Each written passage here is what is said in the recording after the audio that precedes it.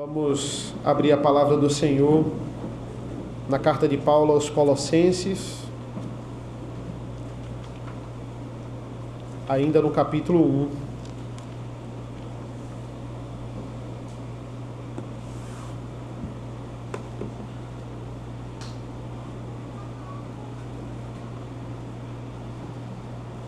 Colossenses capítulo 1, vamos ler dos versículos 3 a 8.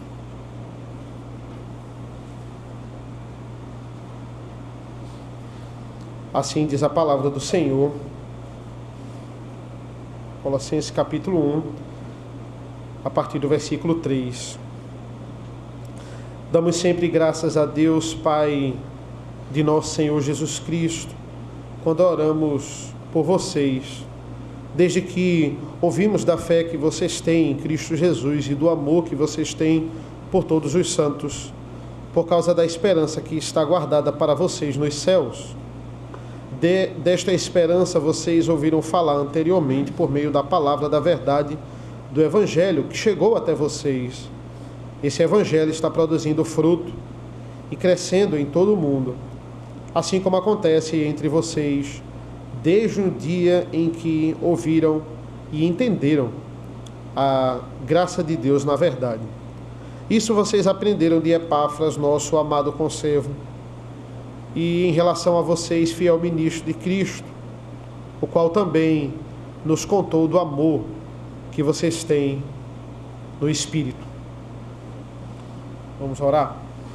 Senhor nosso Deus, nosso Pai, desvenda os nossos olhos nesta manhã, para que a Tua palavra que foi lida possa mais uma vez adentrar em nossa mente e coração. Ser conosco, nos concentra neste momento, tanto o pregador que vos fala, quanto as pessoas que estão aqui para ouvir e aplicar o Teu Evangelho. Em nome do Teu Filho amado Jesus. Amém. Irmãos, o que a gente acabou de ler aqui foi uma oração de Paulo agradecendo pela vida dos colossenses. Essa oração que Paulo faz, ela se divide em duas partes. Nós vamos tentar contemplar no dia de hoje esta oração. Eu dividi, na verdade eu não dividi, já estava dividido, as perícopes aqui dos versículos 3 a 8, que é a ação de graças para Paulo, de Paulo para com a igreja, e os pedidos que Paulo tem para com a igreja, as súplicas, aqui nos versículos 9 a 12, ok? Já de cara, a gente tem uma estrutura ideal de como a oração deve funcionar. A gente tem isso praticamente na liturgia do nosso culto. Temos em uma das orações, após a adoração e a confissão de pecados, nós temos uma oração chamada ação de graças e súplicas, certo? E é exatamente como se divide aqui dos versículos 3 a 12. Primeiro a ação de graça e depois as súplicas. Muitas vezes, na ânsia de pedir logo ao Senhor, nas nossas orações a gente esquece da ação de graças. A gente já se pega primeiro pedindo já imediatamente, indo logo, mas não, nós temos que gastar tempo em nossas orações, em nossas meditações, sejam elas individuais ou domésticas, e no culto também, em lembrar das bênçãos que o Senhor traz e tem feito em nossas vidas. O que é que a gente viu na semana passada?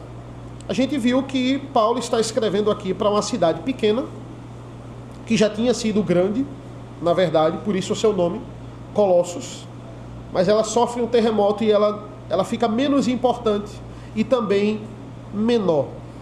E a igreja de Colossos não era uma igreja grande, não era uma igreja, por exemplo, como a igreja de Éfeso, que Paulo passou 2 anos lá pregando nessa igreja. É uma igreja pequena, mas era uma igreja que fazia de tudo, pelo menos essa é a tentativa de Epáfras aqui, que era o pastor da igreja, para pregar o Evangelho. Era uma igreja que tinha o Evangelho vivo.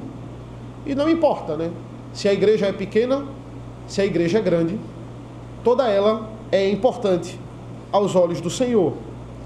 Mas essa igreja estava à beira de um colapso. Na verdade, Toda carta que Paulo escreve, a igreja está sempre à beira de um colapso. Toda ela, a igreja está passando por problemas sérios. E nesse caso, qual era o problema de Colossos, da igreja de Colossos? Era o falso ensino. Eram os lobos aqui, como eu falei na semana passada, querendo ensinar dentro da igreja.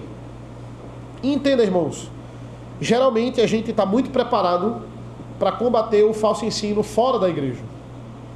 Mas a gente não está nem um pouco preparado para combater o falso ensino dentro da igreja. Por que eu digo isso? Porque fora da igreja a gente já está acostumado. A gente já é treinado dentro da igreja a combater o falso ensino fora da igreja. A gente sabe que o mundo odeia a igreja.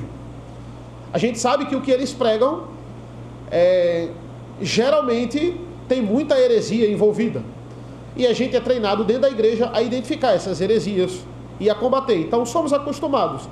Mas dentro da igreja, quando uma pessoa está aqui na frente, ou na escola dominical, pregando a heresia, é muito mais difícil de ser combatido, porque a gente não está acostumado com esse tipo de atitude. E é exatamente o problema aqui da igreja. Falamos na semana passada sobre o grande perigo do legalismo, e outro extremo também, mas que é inimigo da igreja, o misticismo. Essas coisas estavam influenciando a igreja, estava ameaçando a integridade da igreja.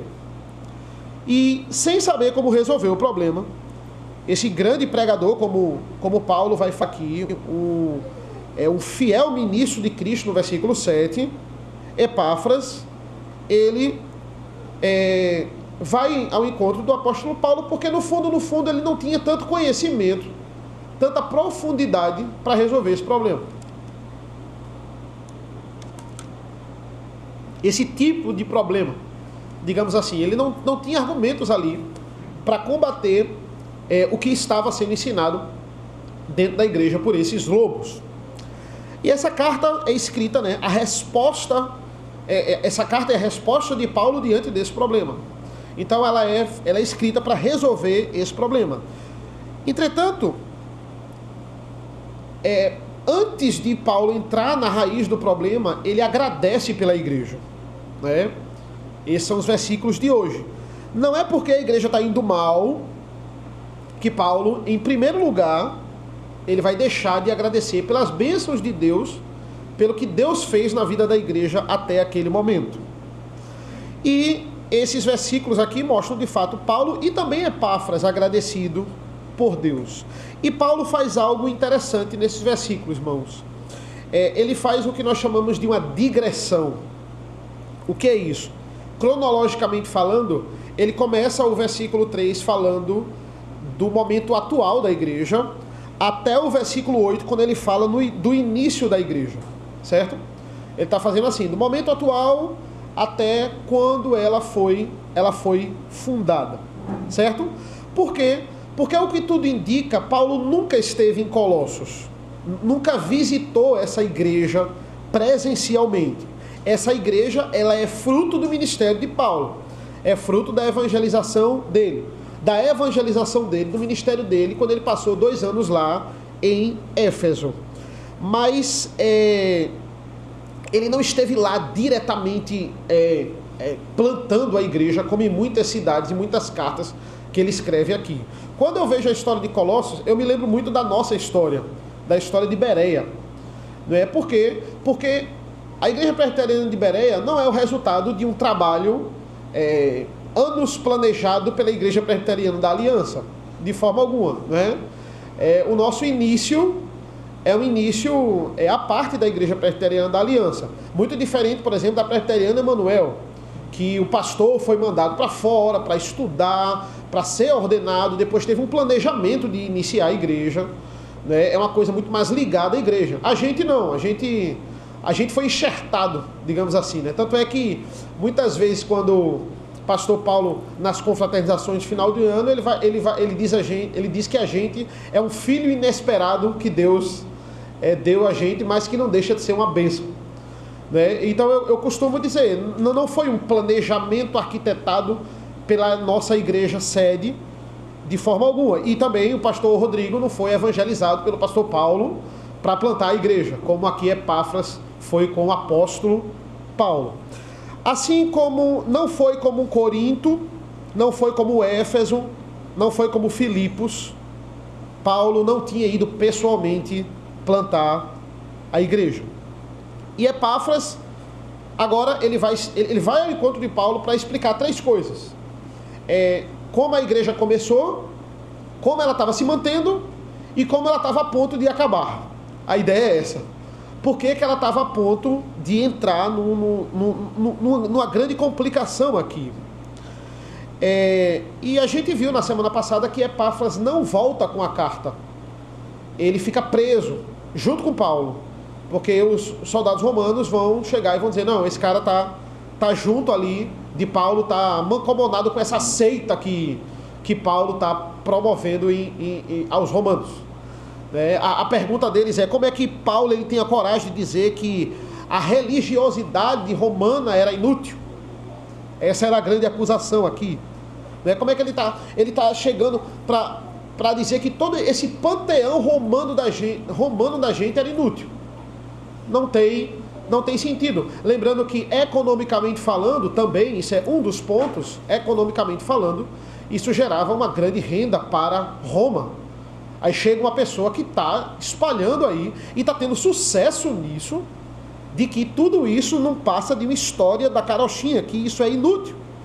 Pessoas que lucravam com isso.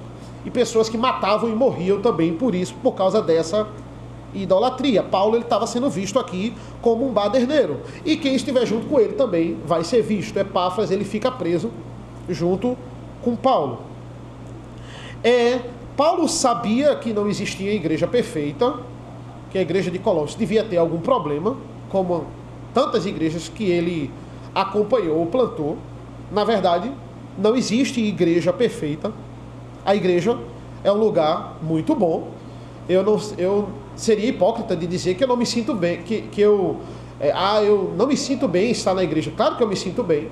É um lugar maravilhoso, mas é um lugar onde temos vários pecadores. E quando nós pregamos a palavra de Deus e nós vivemos a palavra de Deus, nós trazemos à luz os nossos pecados.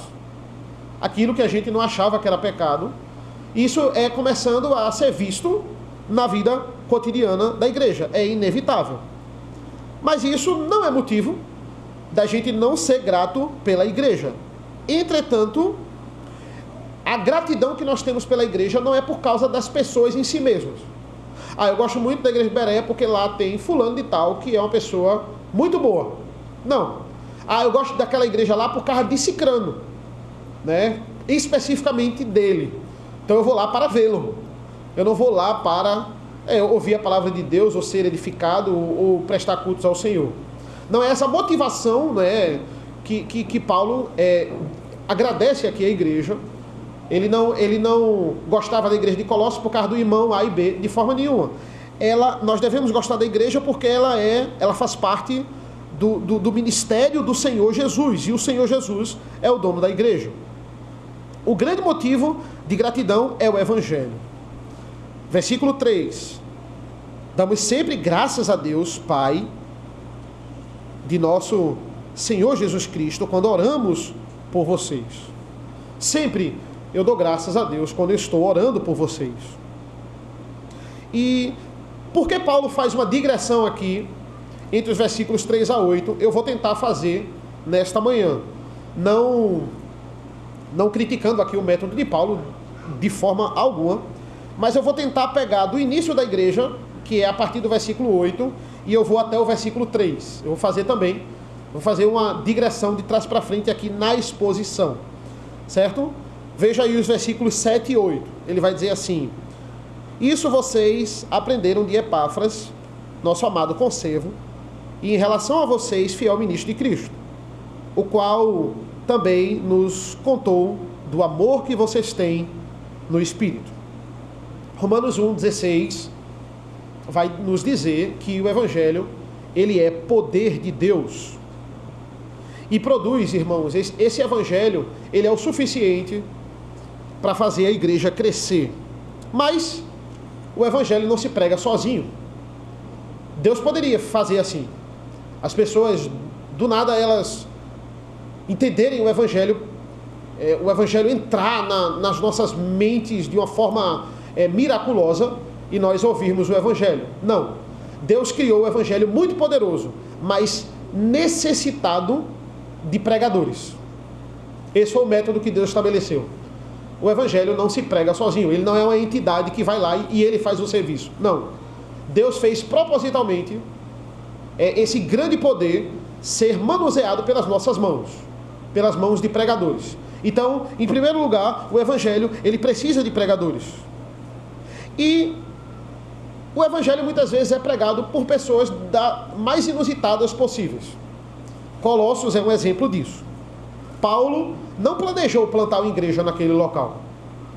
Paulo estava em Éfeso. O foco dele era Éfeso, que era, como eu disse na semana passada, a terceira maior cidade de Roma, de todo o império, era Éfeso. E ali na Ásia Menor, a maior cidade. Então Paulo estava focado ali. Ele nem pretendia ir a Colossos. Mas Epáfras ouviu o Evangelho e planta a igreja naquele local. A providência de Deus prepara tudo aquilo ali para aquele momento. Se Paulo não vai até Colossos, Colossos vai até Paulo. E não apenas em Colossos. Naquela época que Paulo está ali pregando o Evangelho em Éfeso, uma igreja em Hierápolis é plantada, perto de Colossos, que é onde está Filemon, e uma igreja também em Laodiceia é plantada, naquele mesmo processo ali em Paulo e Éfeso. Cidades próximas a Colossos. E por que dizemos que temos respaldo para dizer, pelo menos na atitude aqui de Epáfras, ele procurar Paulo, que ele não tinha uma capacidade intelectual tão grande quanto o apóstolo Paulo, uma profundidade tão grande, porque ele vê esse problema de heresia no meio da igreja e ele não consegue resolver sozinho. Ele tem que ir ao encontro de Paulo. E veja, só para você entender a gravidade, quando ele vai a Éfeso e vê que Paulo já saiu de Éfeso, ele não volta e diz assim, não, já que Paulo não está em Éfeso, eu vou voltar e vou resolver sozinho. Não, ele diz, eu preciso achar Paulo. Paulo está na prisão, eu posso ser preso, mas pelo menos essa carta vai para a igreja de Colossos. Eu preciso de alguém que resolva esse problema e mande uma carta para Colossos. Mesmo que eu tenha risco de ser preso, mesmo que aconteça alguma coisa comigo, eu preciso achar Paulo. Eu não posso voltar sem antes falar com Paulo. Então você vê que ele era um homem fiel de Deus, mas ele entendia a sua limitação. Não, eu preciso falar com Paulo de qualquer jeito. Como eu disse, não é? O Evangelho é propagado por pregadores. Todos nós pregamos o Evangelho. Por isso que eu digo que a maioria das pessoas na igreja não precisam pregar. A gente não precisa pregar de terno e gravata. São poucos os que usam terno e gravata. A maioria de vocês estão no cotidiano da vida de vocês, estão com as famílias de vocês, e as atitudes de vocês vão fazer vocês também pregarem o Evangelho. Por quê? Porque eu digo isso? Porque você tem que falar o Evangelho e você tem que viver o Evangelho. Tem que ser os dois, certo? Se você apenas falar, as pessoas não vão ver lógica com aquilo que você vive. Então o Evangelho ele perde a substância quando você não vive de acordo com o Evangelho. E se você apenas viver, aquela famosa frase, né? Pregue se possível com palavras. Não, você precisa pregar com palavras. Você precisa mostrar o Evangelho. As pessoas não vão entender o que você está vivendo se você não falar. Se você não falar aquilo que você vive. É uma grande junção entre falar e viver. E quando a gente estuda o Novo Testamento, existe uma grande ênfase nisso. Todas as cartas de Paulo, as cartas gerais também, os evangelhos, eles falam da importância, né? O preparo que o próprio Jesus dá aos discípulos de falar o Evangelho, de expressar esse Evangelho, de ser claro, de ser puro, de ser simples nisso. E de fato, como fala lá em Romanos, né? É literalmente um poder, o Evangelho é literalmente um poder que Deus nos deu para manusear. é algo muito importante, é algo muito sério. É algo muito importante esse momento que eu falo para vocês. É algo muito importante o momento que eu estou na minha casa preparando essa mensagem para vocês. É um momento sério quando você está defendendo esse evangelho. A gente tem que aprender a dividir esse momento. Não, agora é um momento sério. Essa pessoa pode ser impactada por esse evangelho que eu vou falar para ela. Então é algo que deve ter a nossa dedicação, não é algo para ser banalizado. Você não precisa necessariamente se preparar como nós, pregadores, fazer seminário e fazer a exegese aqui do texto de forma nenhuma. Você pode, claro, mas você pode simplesmente ouvir a palavra de Deus e entender o que a palavra de Deus está dizendo e passar isso de forma clara. Deve existir essa valorização, esse temor ao manusear esse poder. Entendendo que você está executando a sua função de embaixador de Cristo quando você prega o Evangelho. A pergunta é, temos usado esse poder? Temos usado essa habilidade e esses recursos que Deus nos dá, seja a internet, seja recursos financeiros para você comprar um livro e meditar com a sua família, e meditar no seu trabalho, ou a gente muitas vezes tem guardado esse poder. O presbiteriano, ele tem essa fama, daquele que sabe muito, mas ele esconde esse poder, ele guarda essa sabedoria. Muitas das coisas que ele aprende, ele não passa adiante. O Evangelho é grandioso, mas ele precisa de nós. Foi assim que Deus estabeleceu. Ele precisa ser pregado. Ele precisa de anunciadores. Sejam pregadores altamente sofisticados, como Paulo, o apóstolo Paulo, sejam pregadores como eu e você e Epáfras. Ele precisa ser anunciado. E quando ele é pregado, ele é recebido e ele é entendido, isso vai gerar frutos. Veja o versículo 6. Que chegou até vocês, esse evangelho está produzindo fruto e crescendo em todo o mundo, assim como acontece entre vocês, desde o dia em que ouviram e entenderam a graça de Deus na verdade. Esse é o conteúdo do que vocês aprenderam com Epáfras, o evangelho, e ele tem sido na igreja, Paulo está agradecendo por isso, ele tem sido recebido, ele tem sido ouvido e ele tem sido entendido. Olhem esses três verbos, Ouvir, entender. Primeiro ele diz, ouvir e entender o Evangelho. E por que isso é motivo de gratidão? Porque nem todos ouvem. Nem todos ouvem o Evangelho. Olhe o apelo que o apóstolo João faz nas cartas lá da Ásia Menor, das 7 igrejas do Apocalipse. Quem tem ouvidos para ouvir, ouça o que o Espírito diz às igrejas. Mas como isso? Será que Paulo está falando com surdos? Sim, Paulo está falando com surdos espirituais, espiritualmente surdos. Essa é a verdade. Ouvir o Evangelho significa receber esse Evangelho. Por exemplo, temos a parábola do semeador, de todas as formas ali, essas sementes, elas tentam ser plantadas, digamos assim. Uma semente que é jogada no meio do caminho, vem as árvores de rapina e comem. Ou seja, essa palavra foi perdida. Uma outra parte da semente cai em solo rochoso, pedregoso, nasce, as aves de rapina não conseguem alcançar, mas quando vem o sol, quando vem os raios de sol, o calor ali, ela não consegue se manter, porque ela não tem raízes. Se ela não tem raízes, não tem como ela pegar nutriente do solo. Não tem como ela se manter de pé.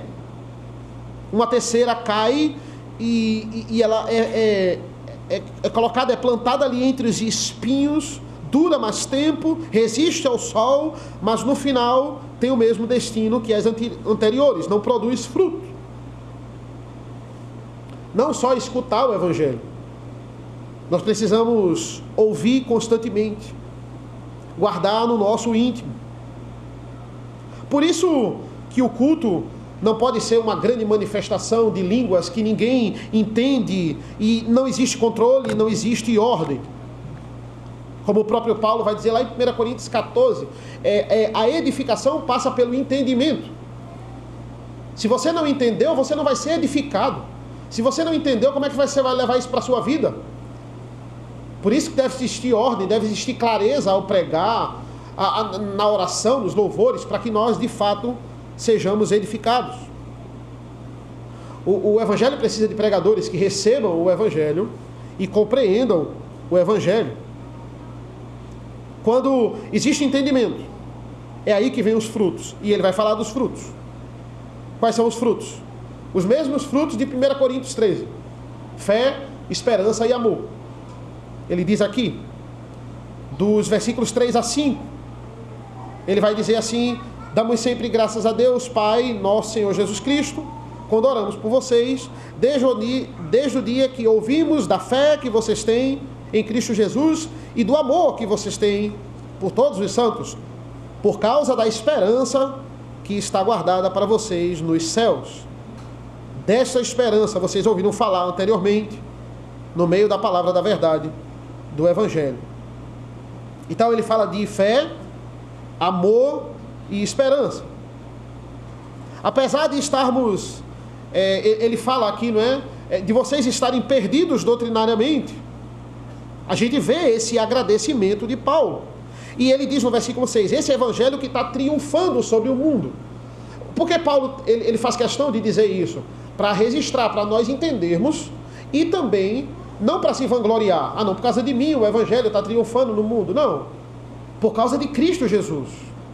Apesar de todo o misticismo romano, apesar de todo o legalismo ali judaico, o evangelho avança.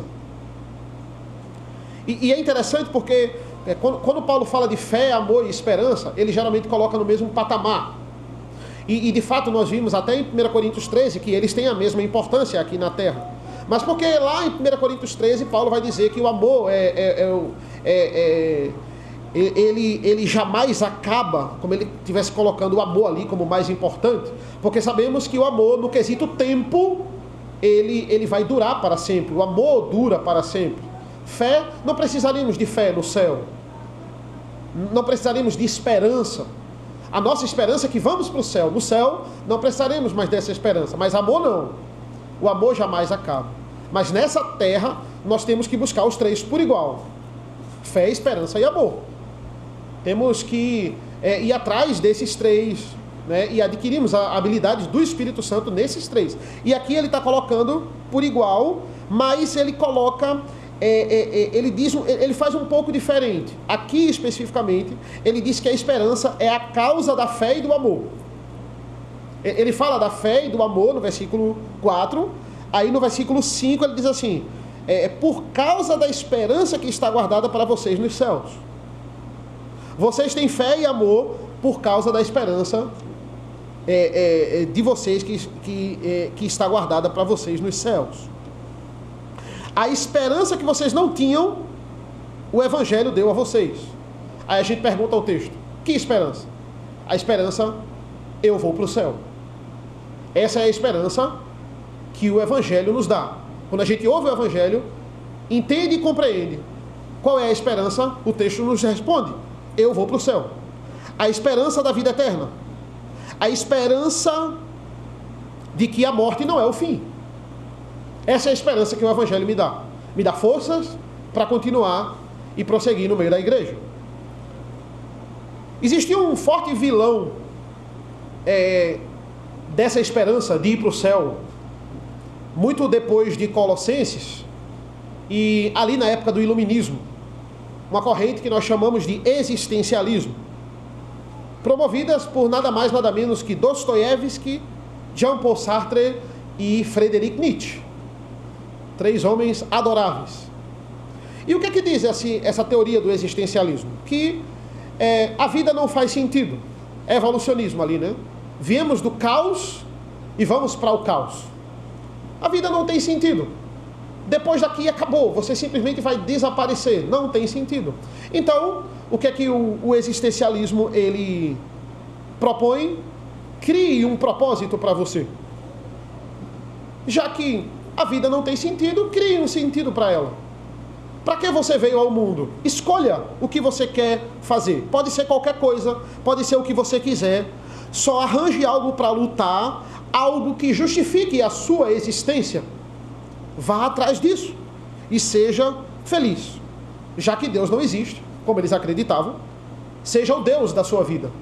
Arranje um propósito para você. É o que Paulo ele fala muito, falando sobre as consequências de não acreditar na ressurreição de Cristo, lá em 1 Coríntios 15. Ele diz, olha, se Jesus não ressuscitou, significa que ele não venceu a morte. E se ele não ressuscitou, significa que a gente também não vai vencer a morte e a gente não vai ressuscitar. E aí ele conclui dizendo, se esse mundo se resume a isso aqui, comamos e bebamos, que amanhã morreremos. O que é que Paulo está agradecendo aqui aos irmãos é o que nós devemos focar. Nós devemos focar na esperança que está guardada para nós nos céus. Qual o nosso maior propósito? E ao contrário do existencialismo, nós temos um propósito que a gente não cria. Um propósito que a gente já nasce com ele. Glorificar a Deus e gozá-lo para sempre. A gente não escolheu, a gente não decidiu. Todo ser humano tem esse propósito. Uns negam e outros correm atrás desse propósito. E por que você faz isso nessa vida? Já nessa vida, sim, porque aqui a gente já começa a glorificar a Deus. E o que você faz aqui e já começa a fazer aqui, você fará durante toda a eternidade. Você irá glorificar a Deus durante toda a sua eternidade. O que você faz aqui irá ecoar na eternidade. Tudo que a gente faz aqui, irmãos, ele visa algo externo. Esse é o ensinamento. Visa algo que de fato é fora daqui. Se você faz as coisas apenas para o seu futuro aqui na Terra, né? Pensando apenas na sua aposentadoria, digamos assim. Tudo visa a minha aposentadoria. Tudo visa a época que eu vou parar de trabalhar e vou desfrutar daquilo que eu trabalhei. Se você se resume a isso, Jesus diz em Lucas que nós somos os mais miseráveis dos pecadores. O que a gente faz aqui deve ecoar na eternidade. E isso é completamente lógico. Por que eu fiz seminário? Para sair do seminário. Eu não fiz seminário para morrer no seminário. Eu fiz seminário para atuar fora dele. Por que existe esse microfone? Para satisfazer o próprio microfone? Não. Para ampliar a minha voz, que é externa ao microfone. Então o microfone ele existe para um propósito que é externo a ele. Todos nós existimos para um propósito externo a nós. Alguns alunos do seminário, eles me diziam assim, eu não sei se eu quero ser pastor, porque sinceramente eu não gosto do seminário. Aí eu disse, olha, é um bom sinal de que você pode ser um bom pastor, porque o seu objetivo não é morar no seminário. Seu objetivo é sair dele. Você está estudando aqui para ir embora. Então, quanto antes você estudar mais e se dedicar e fazer mais cadeiras no período, antes você vai sair. Logo você vai estar fora dele. Que bom que você não gosta daqui. Para que serve a escola? Para você sair dela. Para você aprender naquele momento ali. E daqui a pouco você vai estar fora dela. É isso aí. Para que existe a igreja? Para nós estarmos juntos aqui, glorificarmos a Deus aqui na terra. Mas essa não é a igreja final. A igreja final é o Israel de Deus. Então, eu sinto muito você gostar apenas de igreja pequena. Tem gente que só gosta de igreja pequena. No céu a igreja não vai ser pequena. A igreja vai ser muito grande, porque é o Israel de Deus. Existe uma semelhança muito grande entre o futuro daqui da terra e o transcendente. Qual é a grande semelhança? Nós não temos como saber tudo o que vai acontecer no transcendente. A Bíblia nos dá algumas pistas, mas a gente não sabe tudo. E o futuro, a gente não tem como controlar o futuro, e a gente não sabe exatamente o que vai acontecer no futuro. Essa é a semelhança, mas também existe uma grande diferença. O futuro só pertence a esse mundo. O transcendente está fora daqui. Como Salomão vai dizer, é acima do sol. Foque no futuro, mas não priorize o futuro colocando acima do transcendente. Porque a sua vida não se resume só ao seu futuro aqui na terra.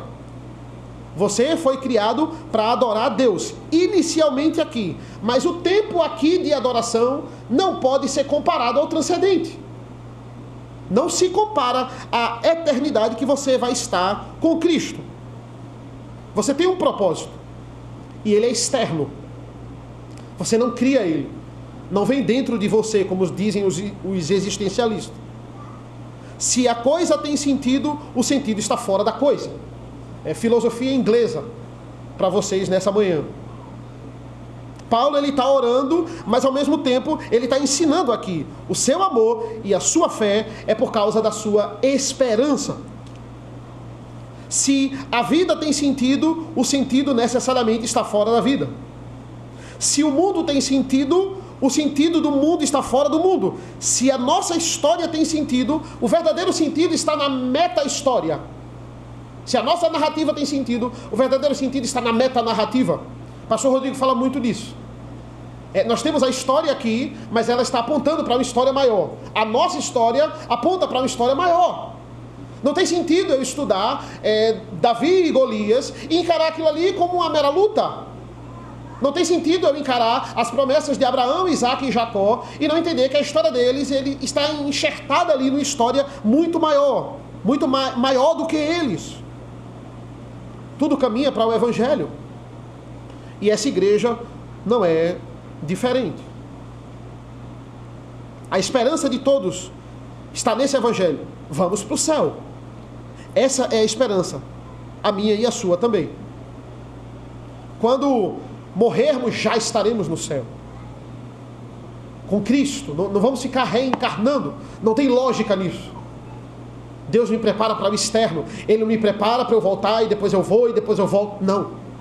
É aqui e depois o externo. Acima do sol. Versículo 5. Por causa da esperança que está guardada para vocês nos céus. Dessa esperança vocês ouviram falar anteriormente. Por meio da palavra da verdade, do Evangelho.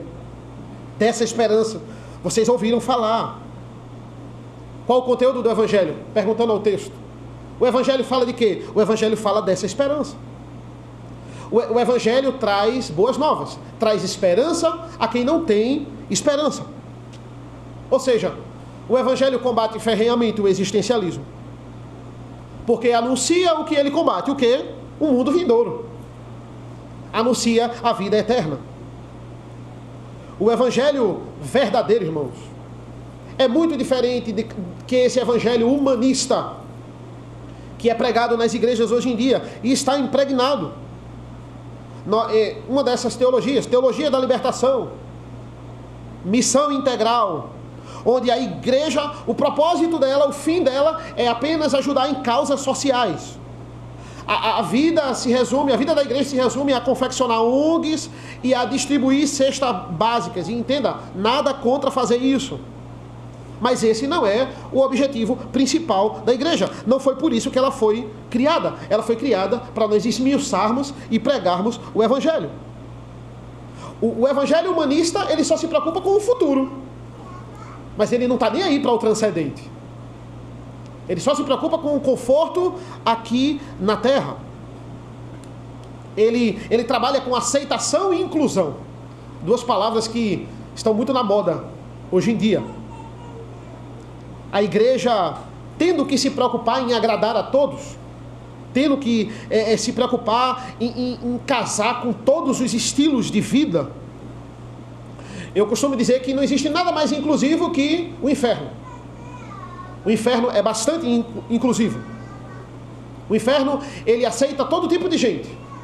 Vai receber as pessoas de braços abertos. Não precisa mudar para ir ao inferno. Mas o céu, irmãos, não. O Evangelho nos diz que o céu é seletivo, que o céu é exclusivista. E entenda, eu não estou dizendo que o céu escolhe os melhores. Não. Os melhores provavelmente vão estar no inferno. aqueles que o mundo considera o melhor, o mundo admira, provavelmente todos eles vão estar no inferno. O céu escolhe os arrependidos.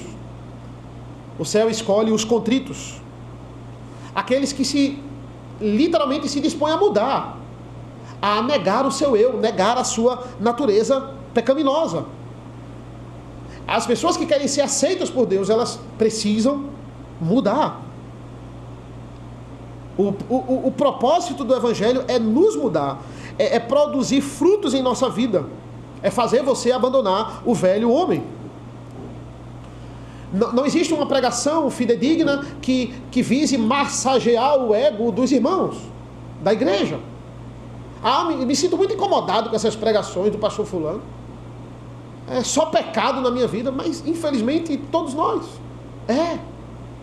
Nós precisamos de fato ser exortados. Já vi várias reclamações de várias igrejas. Eu quero ir para a igreja para ouvir uma palavra de conforto, uma palavra tranquila, e toda vez é pecado, você precisa se arrepender. Não vou mais para essa igreja. A pregação, ela não existe para isso. Às vezes eu brinco com Mariana, eu digo: Mariana, vocês só ouvem essa arrapada no domingo, né? Ou numa reunião de oração. Eu, por exemplo, eu faço a pregação partida, né? Eu faço ela, introdução, aí no outro dia eu vou para os pontos. Eu não tenho tempo de parar um dia só inteiro para preparar. Então, eu sou constrangido todo dia. Quando você está se aprofundando no texto, não é só vocês que são constrangidos, né? Eu estou passando aqui, mas eu sou constrangido. Poxa, isso aqui eu fazia, cara. Isso aqui, ó, é pecado. Eu nem sabia, ó. Tá vendo? A palavra é essa. Ela nos constrange. Esse é o propósito. O propósito é nos mudar. Ou seja, teologia da prosperidade também é uma teologia humanista. Ela faz o quê? Ela te promete alegria, ela te promete riqueza, ela promete você conforto nesse mundo, nessa vida. A esperança da nossa vida não é apenas essa terrena, irmãos. Não é a terrena de fato. A esperança da vida da gente é uma vida eterna no céu. É o exterior. Através da fé e através do amor, como o texto diz, que vocês depositam nessa esperança. Não na Igreja Presbiteriana Bereia, não no pastor, não na IPB. A esperança que vocês depositam em Cristo Jesus. Essa é a nossa garantia, a garantia da esperança. E o amor que vocês têm por todos os santos. Ele vai falar aqui também, ou seja, esse amor, ele jamais acaba. Egoísmo, inveja, disputa no meio da igreja, isso não pode acontecer. A igreja é o lugar onde o verdadeiro amor é posto em prática. Por quê? Porque só nós temos a revelação do Espírito para aplicar esse verdadeiro amor. Só a gente sabe aplicar. Então, por que muitas vezes a gente se comporta como as pessoas do mundo? Com disputas, com briguinhas internas, se nós temos esse poder, que é o Evangelho, para aplicar. Amor por todos os crentes. Muitas vezes entender que aquele irmão complicado, que aquele irmão difícil de compreender, que você conversa com um e é tão fácil daquele irmão compreender, mas o outro tem as suas nuances ali, é complicado entender que você não tem que perder a paciência com ele, porque ele foi alguém que Jesus também morreu. Faz parte da igreja, faz parte da família de Cristo. Ter empatia com as pessoas, praticar o verdadeiro amor. Se Jesus o amou, se Jesus deu a sua vida por ele, quem sou eu para não amá-lo? Quem sou eu para não servi-lo? Se Jesus se esvaziou por ele. Então, concluindo, irmãos, só uma recapitulação dessa primeira parte aqui da ação de graças. O Evangelho é completo, o Evangelho é maravilhoso. Mas Deus fez assim, propositalmente. Deus fez ele precisando de pregadores. E você precisa se preparar para manusear esse Evangelho. Ele precisa de ouvintes que ouçam, entendam e compreendam esse Evangelho. Eu tenho a obrigação de ser um bom pregador, pelo menos uma pessoa clara, para que você entenda o Evangelho, mas eu também tenho a obrigação de ser um bom ouvinte, participante do culto. A mesma dedicação que eu tenho que estar aqui pregando para você, é a dedicação que eu tenho que estar sentado também, ouvindo a palavra de Deus e aplicando para a minha vida. Muitos pastores chegam nesse nível de pregar tanto e achar que eles não precisam mais ouvir a palavra de Deus. Não precisa. Quando o pastor prega, ele vai embora. Ou não, ele só ouve a palavra que ele está estudando para pregar para a igreja. Não existe isso. Eu sou um participante do culto assim como vocês. Participamos juntos, presencialmente, do culto ao Senhor. Só assim a nossa igreja vai crescer nesses 3 frutos: fé, esperança e amor. Se eu tiro o evangelho da igreja, eu automaticamente deixo proliferar qualquer ideologia errada que é tão próspera no mundo adentrar na igreja. Não é diferente nos dias de hoje. Recapitulando, igreja não é ONG, igreja não é palanque de partido eleitoral, igreja não é centro de arrecadação de cesta básica. Ela pode servir num período atípico, como a gente viu lá no Rio Grande do Sul, ou até num ponto ali onde se ajuda uma comunidade específica, mas esse não é o objetivo principal da igreja. As pessoas não têm que olhar a igreja como essa ONG, como existem várias ONGs aí na nossa cidade. A igreja é o local onde o evangelho é pregado e os princípios aqui você tira para a sua vida. Eles vão guiar você em tudo na sua vida. Vão guiar você em quem você deve votar, em quem você deve ajudar, em como você deve ajudar, como você deve viver. Porque os princípios da palavra de Deus, eles são suficientes. Aqui não está todo o conhecimento de Deus. Não cabe. Não cabe na maior biblioteca do mundo todo o conhecimento de Deus. Mas aqui está o que é suficiente. A própria Bíblia fala dela mesma. Ela vai dizer que ela é suficiente para combater qualquer ideologia que tente invadir a nossa igreja. Seja misticismo, seja legalismo, seja teologia da prosperidade, teologia da libertação, missão integral, todas essas ondas que, não entendo, irmãos, elas não são novidade. Elas aconteceram aqui no período de Colossos e elas acontecem no dia de hoje. Elas só podem mudar o nome, mudar a pessoa que idealizou ela, mas o pecado não é criativo. Do mesmo jeito que Colossos é bombardeado, as nossas igrejas também são. Foquemos no Evangelho, ele irá mudar as nossas vidas de fato. Vamos orar. Senhor nosso Deus, nosso Pai, te agradecemos por essa parte aqui da pregação, da oração de Paulo, ações de graças e mostrando as bênçãos que os colossos desfrutavam, os colossenses desfrutavam e que nós desfrutamos também. Fé, esperança e amor.